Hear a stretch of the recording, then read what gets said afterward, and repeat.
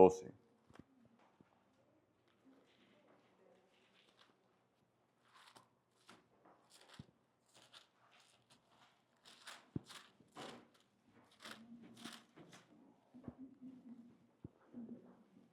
Así dice el Señor: Efraín se apacienta de viento y sigue el solano. Mentira y destrucción aumenta continuamente, porque hicieron pacto con los asirios, y el aceite se lleva a Egipto. Pleito tiene Jehová con Judá para castigar a Jacob, conforme a sus caminos. Le pagará conforme a sus obras. En el seno materno tomó por el calcañar a su hermano, y con su poder venció al ángel. Venció al ángel y prevaleció. Lloró y le rogó. En Betel le halló, y allí habló con nosotros. Mas Jehová es Dios de los ejércitos, Jehová es su nombre. Tú pues, vuélvete a tu Dios, guarda misericordia y juicio, y en tu Dios confía siempre. Mercader que tiene en su mano peso falso, amador de opresión. Efraín dijo: ciertamente he enriquecido, he hallado riquezas para mí, nadie hallará iniquidad en mí, ni pecado en todos mis trabajos. Pero yo soy Jehová tu Dios desde la tierra de Egipto. Aún te haré morar en tiendas como en los días de la fiesta. Y he hablado a los profetas, aumenté la profecía, y por medio de los profetas usé parábolas. ¿Es Galaad iniquidad? Ciertamente vanidad han sido. En Gilgal sacrificaron bueyes, y sus altares son como montones en los surcos del campo. Pero Jacob huyó a tierra de Aram. Israel sirvió para adquirir mujer, y por adquirir mujer fue pastor. Y por un profeta Jehová hizo subir de Israel de Egipto, y por un profeta fue guardado. Efraín ha provocado a Dios con amarguras, por tanto, haré recaer sobre él la sangre que ha derramado, y su Señor le pagará su oprobio. Capítulo 13. Cuando Efraín hablaba, hubo temor, fue exaltado en Israel, mas pecó en Baal y murió. Y ahora añadieron a su pecado, y de su plata se han hecho según su entendimiento, imágenes de fundición, ídolos, toda obra de artífices, acerca de los cuales dicen a los hombres que sacrifican, que besen a los becerros. Por tanto, serán como la niebla de la mañana, y como el rocío de la madrugada que se pasa, como el tamo que la tempestad arroja de la era, y como el humo que sale de la chimenea. Mas yo soy Jehová tu Dios desde la tierra de Egipto. No conocerás pues a otro Dios fuera de mí, ni otro Salvador sino a mí. Yo te conocí en el desierto, en tierra seca. En sus pastos se saciaron y repletos se ensoberbeció su corazón. Por esta causa se olvidaron de mí. Por tanto, yo seré para ellos como león, como un leopardo en el camino los acecharé. Como osa que ha perdido a los hijos los encontraré, y desgarraré las fibras de su corazón, y allí los devoraré como león, fiera del campo los despedazará. Te perdiste, oh Israel, mas en mí está tu ayuda. ¿Dónde está tu rey para que te guarde con todas tus ciudades? Y tus jueces de los cuales dijiste: dame rey y príncipes. Te di rey en mi furor y te lo quité en mi ira. Atada está la maldad de Efraín, su pecado está guardado. Dolores de mujer que da a luz te vendrán. Es un hijo no sabio, porque ya hace tiempo que no debiera detenerse al punto de nacer. De la mano del Seol los redimiré, los libraré de la muerte. Oh muerte, yo seré tu muerte, y seré tu destrucción, oh Seol. La compasión será escondida de mi vista. Aunque él fructifique entre los hermanos, vendrá el solano, viento de Jehová, se levantará desde el desierto, y se secará su manantial, y se agotará su fuente. Él saqueará el tesoro de todas sus preciosas alhajas. Samaria será asolada porque se rebeló contra su Dios. Caerá en espada, sus niños serán estrellados, y sus mujeres encintas serán abiertas. Amén. El título del sermón es: Te perdiste, mas en mí está tu ayuda. Y vamos a orar.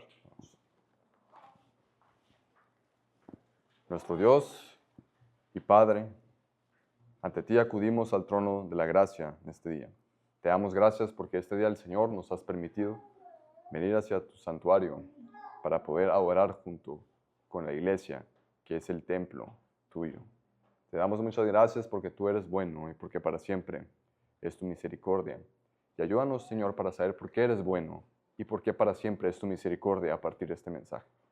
Te pedimos, Señor, que hables este día por tu palabra. Te pedimos que tu Espíritu Santo nos dé iluminación a cada uno de nosotros para comprender lo que tú quieres decirnos a cada uno de los que estamos aquí. También, nuestro Señor, te pedimos que esta palabra no vuelva vacía, sino que la podamos aplicar en nuestras vidas cotidianas. Porque te pedimos todo esto en el nombre de nuestro Señor Jesús. Amén. Pueden sentarse, hermanos.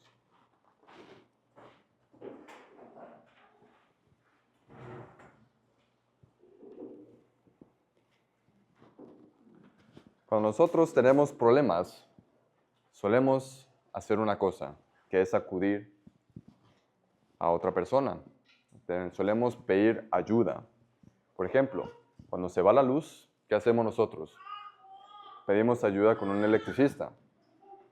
Cuando, por ejemplo, nosotros vamos o nos enfermamos, estamos en temporada de gripe, ¿qué hacemos nosotros? Vamos a pedir ayuda con un médico. Hay un problema y buscamos ayuda. Y ahí es donde entra lo que es la solución, hermanos.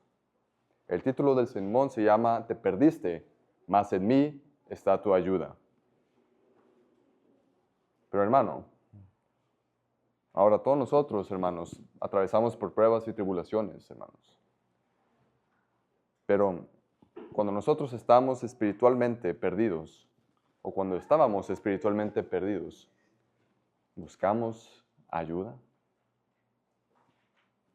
El día de hoy vamos a empezar con la exposición de la palabra del Señor, que es en el capítulo 12 del libro de Oseas.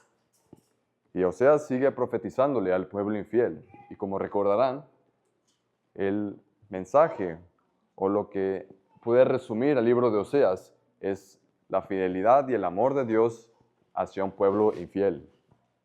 Oseas sigue predicándole y sigue profetizando hacia un pueblo que ha abandonado al Señor, que ha sido infiel al pacto que tenían en el Sinaí y ha vuelto con Baal y con otros ídolos que se mencionan en este mismo libro. Y aquí en este capítulo se menciona lo que son unas obras pasadas que el pueblo de Israel ha hecho en desobediencia hacia el Señor. Por ejemplo, aquí empieza a hablar el profeta diciendo, Efraín se apacienta de viento y sigue al solano, sigue al este más bien, el viento del este. Mentira y destrucción aumenta continuamente. Y aquí dice el por qué. Porque hicieron pacto con los egipcios. Hicieron pacto con los asirios. Y al hacer pacto, ellos tienen relaciones comerciales. Por eso es que dice el texto, verso número 1, que el aceite se lleva a Egipto. Y precisamente Dios, cuando estaba con Israel en el desierto, les dejó muy en claro que no podía haber negocios internacionales con estas naciones, por una sencilla razón, que es lo que vemos en este libro, que es la idolatría, la infidelidad del pueblo de Dios con los ídolos, siéndole infiel al Dios mismo que los sacó de la esclavitud de Egipto. La ley de Dios dice, no harás con ellas, o sea, las naciones, alianza, ni tendrás de ellas misericordia. Sin embargo, vemos que el pueblo de Israel hace todo lo contrario, al estar en una plena rebelión en contra del Señor. Oseas declara lo que es, aquí en el verso número 2, lo que hay un pleito. Y hermanos, la palabra pleito que aparece ahí viene del hebreo rif, y esta palabra se utiliza específicamente cuando hay una demanda jurídica, una demanda legal, o lo que se conoce como un litigio pactual. Si nos vamos más atrás, ya recordarán que hemos visto varios litigios pactuales en este libro. Por ejemplo, si nos vamos a lo que es el capítulo número 4, vemos que en el verso número 1 dice que contiende el Señor. Al estar contendiendo es porque Oseas está defendiendo la fidelidad de Dios al hacer su pacto. Dios hizo su pacto en el monte Sinaí con el pueblo de Israel. Sin embargo, el pueblo de Israel ha sido infiel al Señor y el Señor llama a Oseas para que él pueda hacer una defensa ante los que fueron infieles a ese pacto. Estamos hablando del antiguo pacto o antiguo testamento. Y en estos litigios se ven a lo que es el soberano las acusaciones, los testigos, la inocencia del soberano, las maldiciones por romper el pacto y el litigio roto, que al igual puede estar acompañado de lo que son promesas y oráculos de restauración. Esto se resume en el litigio pactual en que ellos pagarán conforme a sus obras por haber roto el pacto de obras que vimos hace unos domingos atrás en Oseas capítulo 6, verso 7, donde ellos, cual Adán, traspasaron el pacto. Y aquí en el texto se compara a lo que es la nación de Israel con el patriarca Jacob. Y si pueden ver en el verso número 3, ahí es donde el Señor hace un paréntesis. Y este paréntesis lo vamos a ver más tarde. Este paréntesis, hermanos, la utilidad lo veremos en los oráculos de restauración. Pero aquí lo que quiere enfatizar el profeta es de cómo el Señor va a tratar con el pueblo infiel. Y pone, por ejemplo, a Jacob. Dice así: pleito tiene el Señor con Judá para castigar a Jacob conforme a sus obras. Y en el verso 3 dice, y empieza a hablar acerca de la historia de Jacob. Como él, desde el seno materno, tomó por el calcañar, de ahí viene su nombre, Jacob, porque él tomó el calcañar, o fue un suplantador o un engañador, a su hermano Esaú, cuando estaba en el vientre de su madre. Y desde este entonces se puede ver lo que es la identidad de Jacob, como un engañador o como un suplantador. Y más adelante habla acerca del encuentro que Jacob mismo tuvo con el Señor mismo, con Dios el Hijo. Aquí el texto nos dice lo siguiente: y con su poder venció al ángel. Este ángel, hermanos, que aparece en Génesis capítulo número 32, es la persona de Dios el Hijo. No es un ángel cualquiera, sino que es el ángel del Señor, del mismo del cual Moisés y Josué se inclinaron al ser llamados al ministerio. Vemos más adelante que habla el Señor de la victoria que tuvo Jacob con el ángel del Señor. Y prevaleció, verso 4, lloró y le rogó en Betel, le halló y allí habló con nosotros. En ese encuentro que tuvo Jacob con el ángel, Jacob fue transformado. Incluso su mismo nombre, Jacob, fue cambiado al nombre de Israel. Pasó de ser el engañador o el suplantador, o aquel que toma del calcañar, a ser aquel que lucha con Dios y con los hombres. Dios lo salvó de sus pecados. Y vemos aquí el texto que dice, y allí habló con nosotros. Este texto se refiere a lo que es la Trinidad. Una Trinidad en unidad, como dice el credo de Atanasio, que es la fe católica que confesamos, hermanos. Más adelante vamos a ver por qué es que se está refiriendo y remontándose a esta historia. Esto es simplemente un ejemplo de la manera de cómo Dios trata con sus hijos y el claro ejemplo de Jacob. El Señor hace esto, hermanos. El mismo Dios que sacó a Israel de la tierra de Egipto hace esta obra. Mas Jehová es Dios de los ejércitos, Jehová es su nombre. Y luego Oseas los llama al arrepentimiento genuino. Y dice el texto, tú pues vuélvete a tu Dios, arrepiéntete, vuelve del camino que has elegido para volver para con Dios. Guarda misericordia y juicio y en tu Dios confía siempre. Y vemos más adelante lo que son las acusaciones que hace Oseas al pueblo infiel. Y si ven el verso número 7, empieza con la palabra mercader. Y aquí, en la palabra mercader, vemos que en el hebreo es literalmente cananeo, Canaán. Cananeo cananeo que tiene en su mano peso falso, amador de opresión, es Israel. Y lo que el texto quiere decir es de que el pueblo de Israel, que debía de haber sido un pueblo santo, apartado por el Señor, y que debería de haber sido un ejemplo para las demás naciones que están alrededor de ellas, las cuales eran cananeos, o igual también eran lo que son filisteos, entre otros. Ellos mismos fallaron en su misión y se volvieron como el enemigo o como aquellos que no conocen a Dios. Se volvieron como el mundo. Ellos perdieron el rumbo. Ellos no fueron santos como Dios es santo, sino que fueron profanos como sus vecinos eran profanos.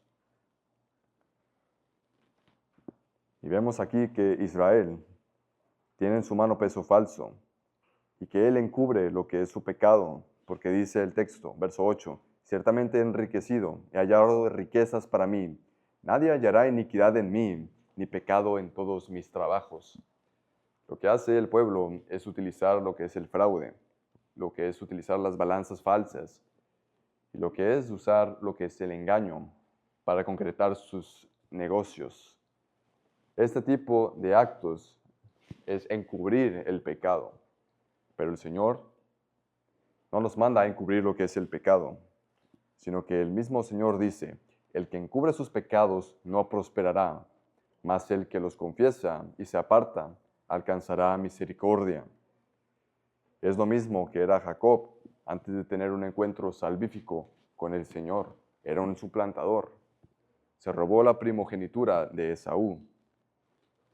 Sin embargo, vemos que el Señor empieza a decirles al pueblo que Él es el mismo y que Él no cambia, que a pesar de que ellos estén intentando ocultar lo que es el pecado, Él mismo conoce todas sus obras, es omnisciente y omnipresente. El Señor conoce cada una de las obras que hacen el pueblo de Israel y todas las personas. Y aquí te hago una pregunta. Al obrar mal, ¿piensas que tú vas a escapar? Al utilizar lo que es un fraude en los negocios o que es engaño en relaciones comerciales, ¿crees que el Señor no te está viendo? Es lo que creía el pueblo de Israel. Y el mismo Oseas da testimonio de esto. En algunos capítulos más atrás dice, no piensan en convertirse a su Dios. Ellos piensan que están bien porque no desean lo que es la conversión, lo que es el arrepentimiento. No piensan en convertirse a su Dios porque el espíritu de fornicación está en medio de ellos y no conocen a Jehová, no conocen al Señor. Ellos están bajo la influencia del mundo. Incluso ese texto, como vimos hace unos domingos atrás, puede referirse a influencia demoníaca. Pero el punto es de que ellos prefieren ocultar su pecado en vez de sacarlo a la luz. Y esa es la condenación que hablaba nuestro Señor Jesucristo, de que Él vino al mundo y que esta es la condenación por eso, porque la luz vino al mundo y los hombres amaron más las tinieblas que la luz, porque sus obras eran malas. Porque todo aquel que hace lo malo aborrece la luz y no viene a la luz para que sus obras no sean reprendidas. El pueblo que oculta su pecado es pronto a la destrucción. Más adelante, el Señor les ha tenido misericordia, por lo que Él dice que Él ha hablado a los profetas y aumenté la profecía por medio de los profetas. Y por medio de los profetas usé las parábolas. A pesar de la rebelión que tenía el pueblo de Israel, el Señor mostraba siempre su misericordia y su fidelidad a su pacto al enviar a los profetas, quienes eran voceros del Dios mismo, para llamarlos al arrepentimiento genuino. Y en este caso vemos que es el profeta Oseas. El pueblo seguía con su rebelión, con su pecado continuo.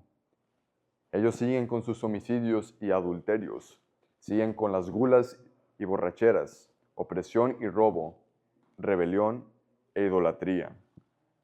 A Dios no le gustan estos actos, y Él mismo en su ley, que vemos que es el decálogo, los 10 mandamientos, lo llama por un nombre, pecado.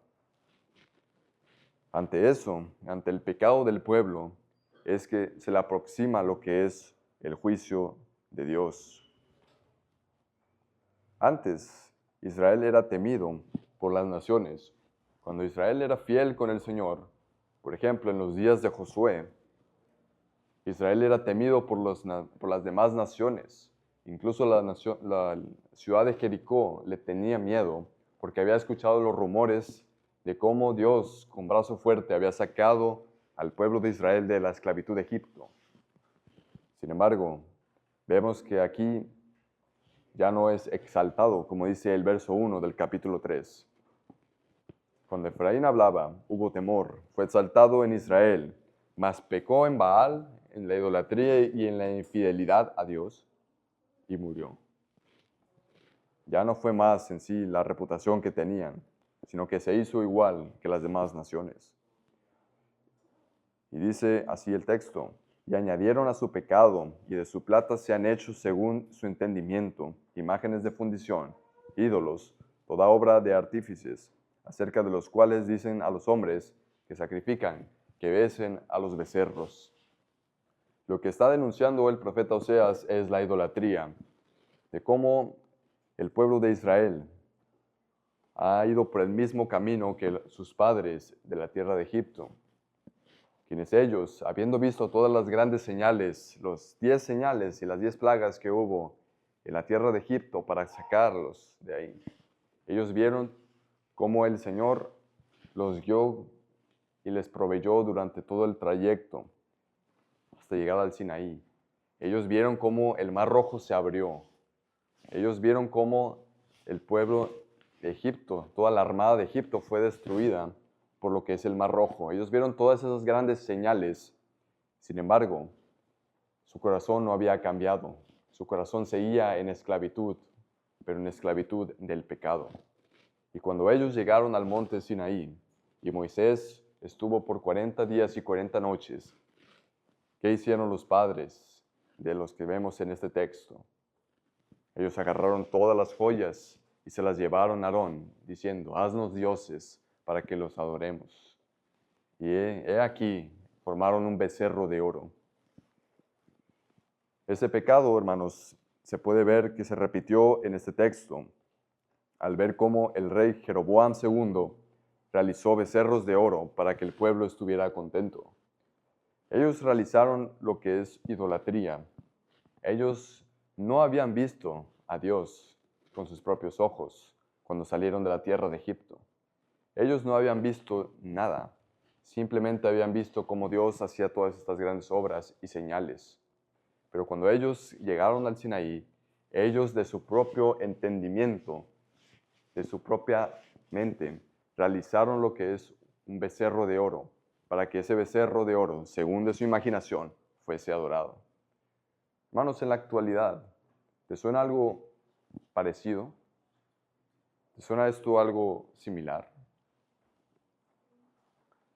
En muchas partes de nuestra ciudad, y es común, ver lo que es el culto a lo que son muñecos, ya sea de yeso, de piedra y de otros materiales.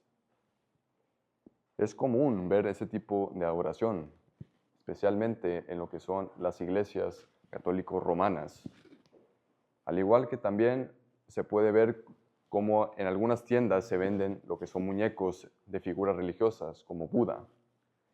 Este tipo de arte, hermanos, o mal llamado arte, no tiene el fin de expresar lo que son fines artísticos ni creatividad, sino tiene el fin para que sea adorado, o como suelen decir, venerado, lo cual es un debate que podemos hablar.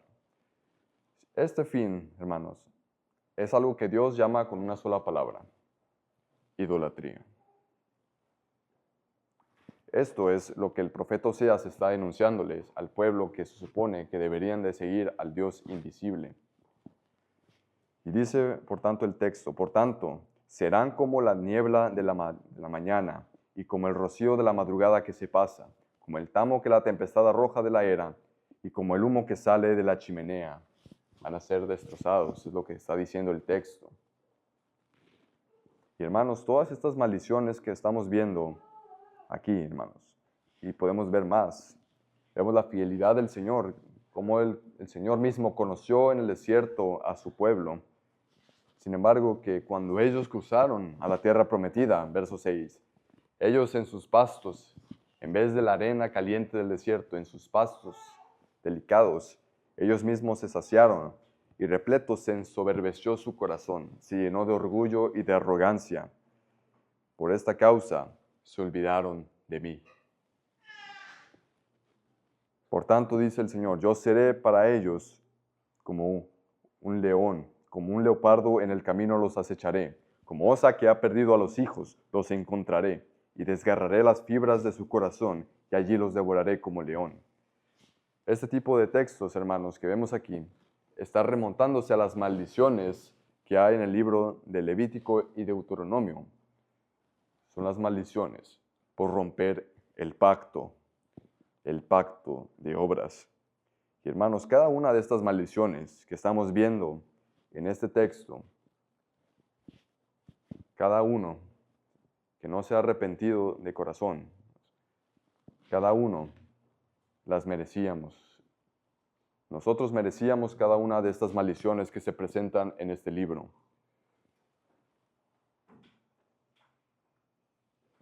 Vemos que aquí en la ley del Señor escribe para condenación, hermanos.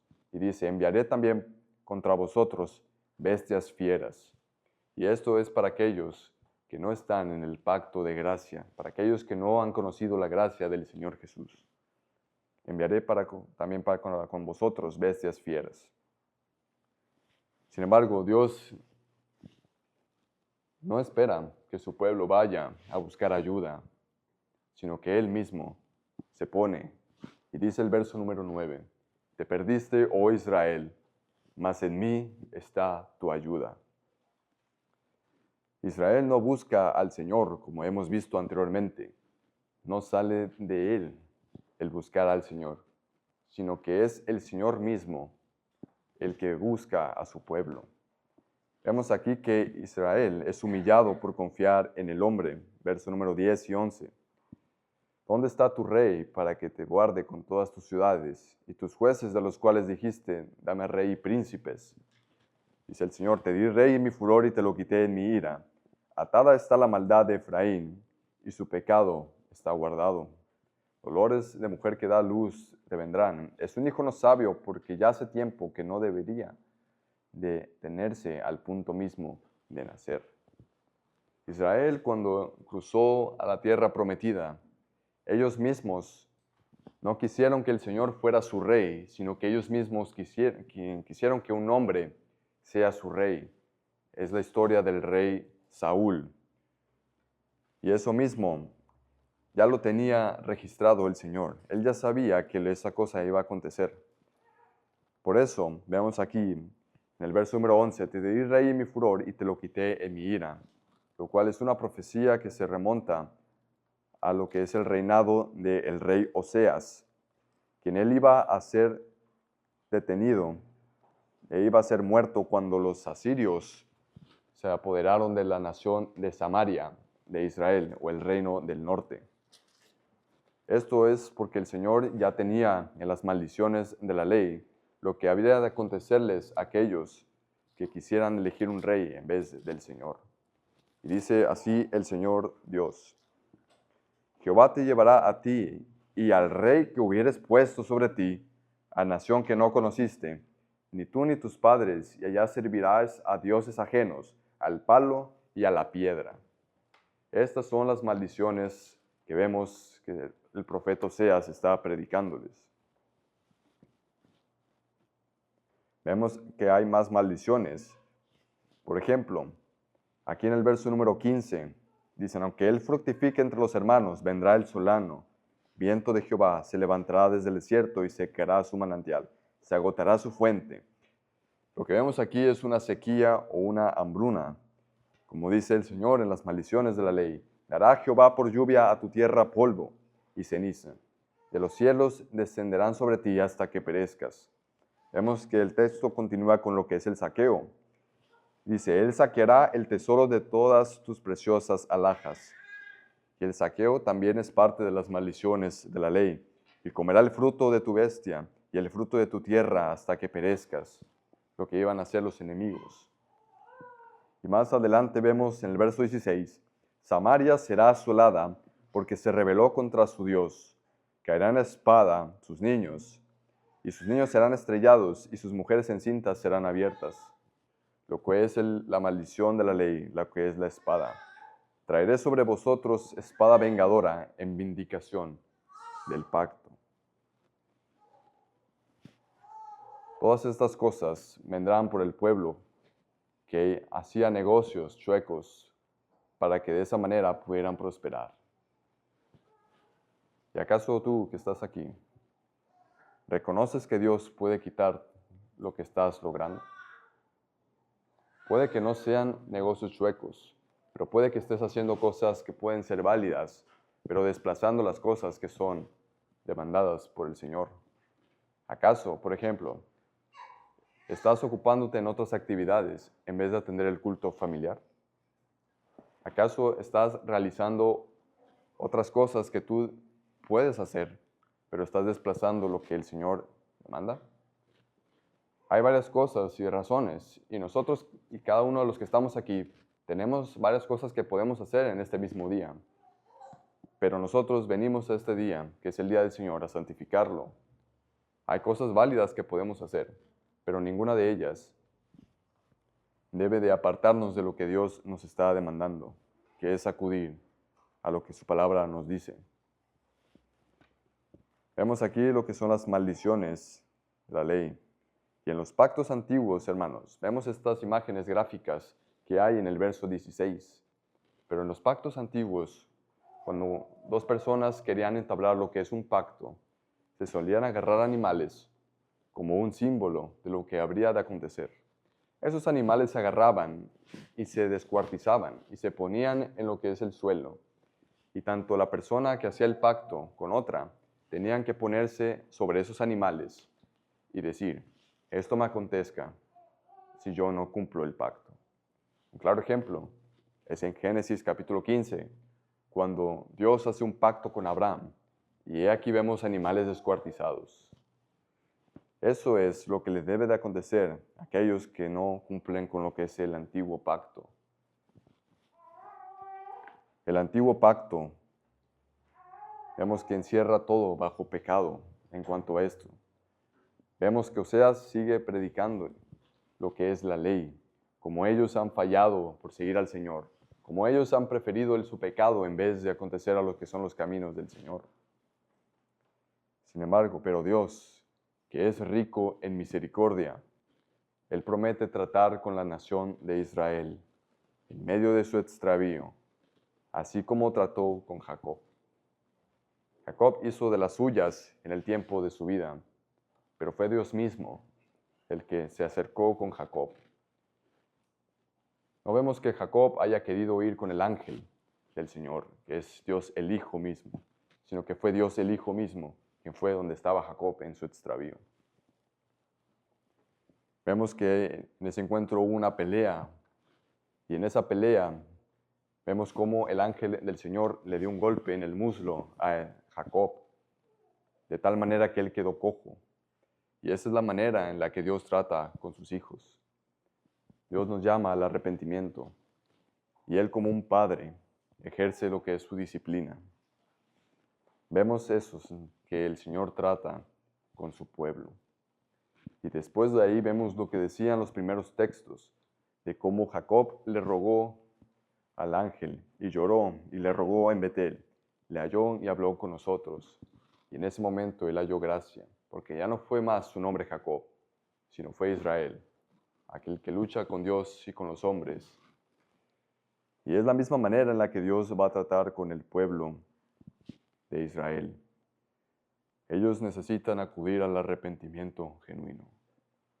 Ellos deben de dejar todo lo que es su pecado, lo que vemos aquí, lo que son sus fraudes, lo que son sus robos, lo que son los pesos falsos, lo que es la opresión que ellos hacen hacia otras personas, lo que es la idolatría, lo que son todas estas prácticas para venir al Señor.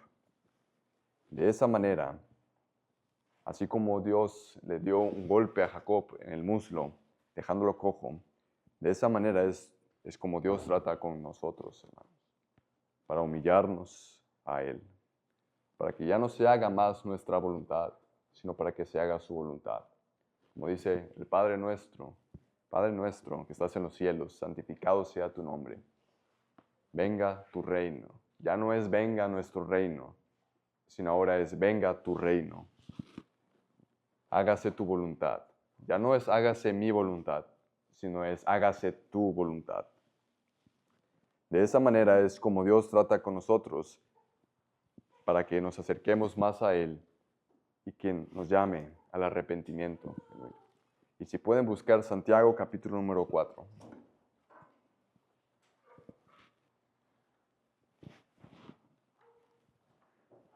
Santiago capítulo número 4, verso número 6.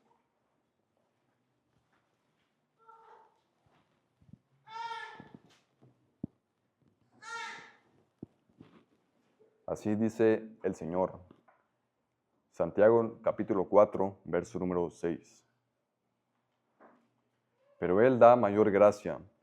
Por esto dice, Dios resiste a los soberbios y da gracia a los humildes. Vemos que Israel, cuando cruzó a la tierra prometida, en los pastos y en la abundancia que tuvo, su corazón se ensoberbeció contra el Señor. A esos el Dios resiste. Por eso es que llamó a Oseas para que vaya y le reprenda. Pero lo que vemos aquí es de que Dios resiste a los soberbios y da gracia a los humildes, así como fue con Jacob cuando él se humilló delante del Señor. Someteos pues a Dios, resistid al diablo y huirá de vosotros. Acercaos, ya es un imperativo, es una orden que nos está dando Santiago. Acercaos a Dios y Él se acercará a vosotros. Pecadores, amigos, limpiad las manos, es una orden. Pecadores, aquellos que no están en los caminos del Señor, venid al Señor en arrepentimiento y fe. Es una llamada al arrepentimiento. Pecadores, venid y limpiad las manos, sed purificados. En el Antiguo Testamento, cuando se hacían los sacrificios, se ocupaba lo que era mucho la higiene, que se limpiaran lo que son las manos, lo que son su cuerpo, para poder presentarse puros y santos delante del Señor. Esto es un llamado para limpiarnos de nuestros pecados en la sangre del Cordero. Limpiad las manos.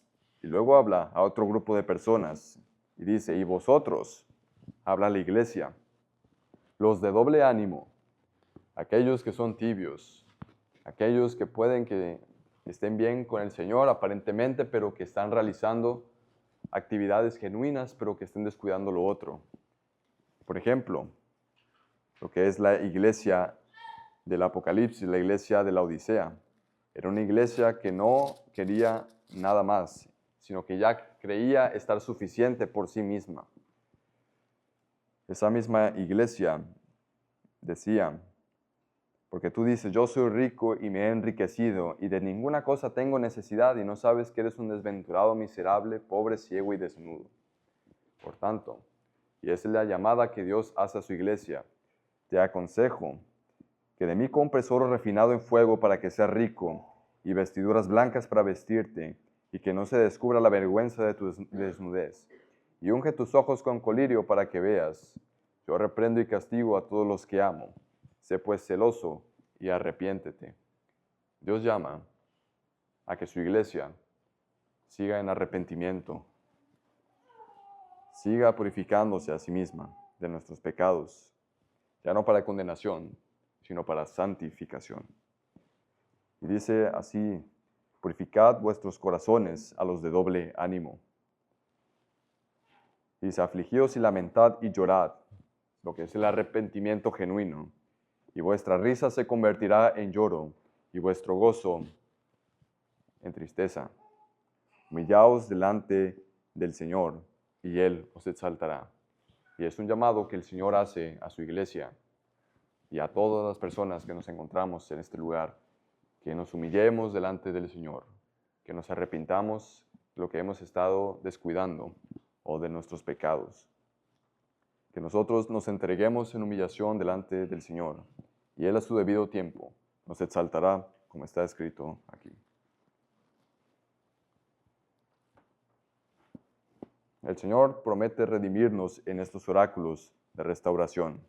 Si pueden buscar el verso número 14 de Oseas capítulo 13.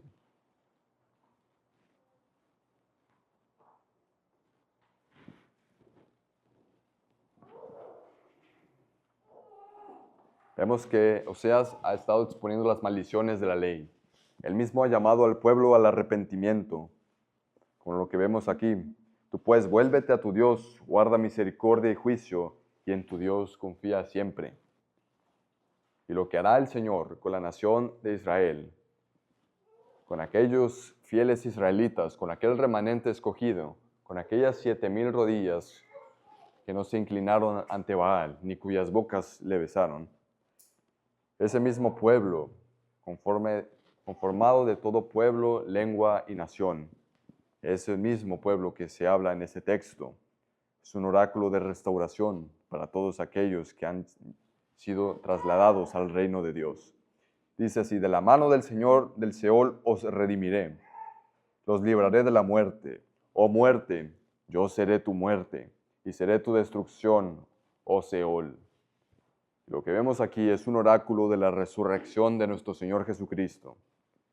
Él mismo de la mano del Seol, lo que es la mano del infierno, de la muerte, de lo que es el sepulcro, Él promete lo que es una cosa, y es redención. Es redimirnos de lo que es la muerte. Dice así el texto: oh muerte, yo seré tu muerte, y seré tu destrucción, oh Seol. El mismo Dios, el mismo Señor Jesucristo, Él mismo se encarnó, Él mismo vivió una vida perfecta, Él mismo fue llevado a lo que es la cruz, fue crucificado, muerto y sepultado. Él mismo descendió al Seol, descendió a los infiernos, y al tercer día resucitó de entre los muertos para cumplirle el texto que estamos leyendo aquí, para hacer la muerte de la muerte misma. Lo mismo que el apóstol Pablo celebra en victoria, diciéndoles a los corintios que tenemos esta gran esperanza. ¿Dónde está, oh muerte, tu aguijón? ¿Dónde está, oh sepulcro, tu victoria? Ya que el aguijón de la muerte es el pecado, y el poder del pecado, la ley. Lo que vemos aquí, como la ley engloba todo bajo pecado, pero vemos que ese es el aguijón de lo que es la muerte. Pero dice el apóstol: más gracias sean dadas a Dios, que nos da la victoria por medio de nuestro Señor Jesucristo. Y esta es la victoria que el Señor Jesucristo nos da, el redimirnos de la muerte. Él mismo fue desfigurado por nosotros. Él mismo fue como esos animales que fueron muertos. Él mismo fue como estos niños que fueron estrellados, pero Él fue crucificado en la cruz. Él mismo fue latigado por tus pecados. Cada uno de sus clavos en sus manos fueron por nuestros pecados, hermanos. Él sufrió la maldición de la ley en esa cruz. Y Él mismo fue ahí por nosotros. Como dice el Señor: todos nosotros nos descarriamos como ovejas, cada cual se apartó por su camino, mas Jehová cargó en Él el pecado de todos nosotros. Porque Él es el buen pastor. Y Él no va a dejar a sus ovejas perdidas. Él es la ayuda y Él va por ellas, porque el Hijo del Hombre vino a buscar lo que se había perdido. El Señor Jesucristo, al aplicar su resurrección, da una esperanza que no puede ser dada por el viejo Adán, sino que Él, siendo el nuevo y perfecto Adán, nos da lo que es la vida eterna. Así como dicen Romanos, que la ley se introdujo para que el pecado abundase, mas cuando el pecado abundó, sobreabundó la gracia, para que así como el pecado reinó para muerte, así también la gracia reine por la justicia, para vida eterna, mediante nuestro Señor Jesucristo. Que el Señor Jesucristo resucitó de entre los muertos para nuestra justificación. El Señor Jesucristo fue el que destruyó al que tenía el imperio de la muerte, que es el diablo. Todos nosotros, hermanos, tendremos algún día que enfrentar lo que es el enemigo final, del cual no hay ayuda aparte de esta que estamos viendo. Vemos a la muerte, la maldición de la caída, pero Dios provee algo mejor, que es la verdadera ayuda, que es a nuestro Señor Jesucristo, quien está del otro lado de la muerte y quien Él nos va a sacar de esa muerte algún día. Nuestra ayuda viene del Señor. Nosotros no lo buscamos, sino que Él nos buscó. Él es quien tiene cuidado de nosotros y nos ha colocado en un nuevo y mejor pacto.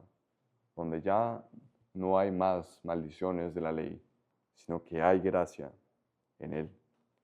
Él mismo trata con nosotros en nuestra santificación por medio de su Espíritu Santo.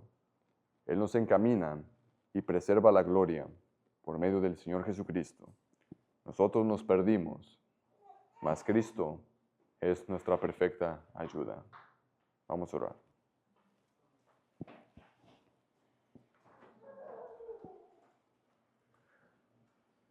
Nuestro Señor Dios, te damos gracias por poder ver tu palabra y lo que dice acerca de lo que es la ley y de lo que es la gracia.